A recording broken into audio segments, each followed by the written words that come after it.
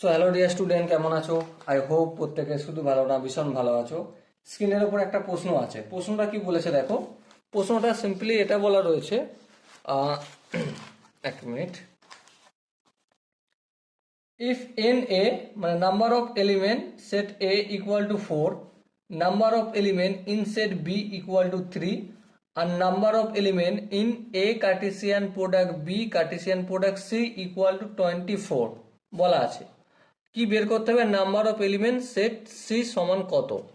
দেখো আমরা নর্মালি কি জানি, normally number of element in set A Cartesian product B Cartesian product C equal to কি জানি, number of element in set A multiple number of element in set B multiple number of element in Cartesian product C জানি। এবারে দেখো এখানটার value দিয়েছে, হ্যাঁ কত, 24, এই 24 লিখে দিলাম।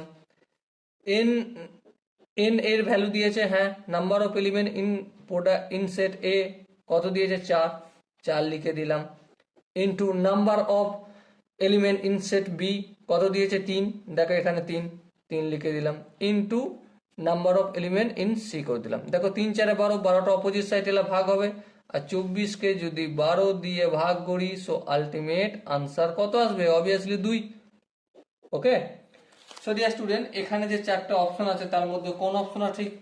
অবশ্যই অপশন ডি হবে আমাদের সঠিক আনসার। আই হোপ এই কোশ্চেনের কনসেপ্টটা প্রত্যেকের বোঝা গেছে। যদি কোনো জায়গায় বুঝতে অসুবিধা থাকে, ডাউট থাকে, কনফিউশন থাকে, কি করতে হবে? কমেন্ট সেকশন রয়েছে, কমেন্টে অবশ্যই জানাতে হবে। আর দেখা হচ্ছে নেক্সট সেশনে। ততক্ষণ পর্যন্ত ভালো থেকো, সুস্থ থেকো এবং জয় হিন্দ।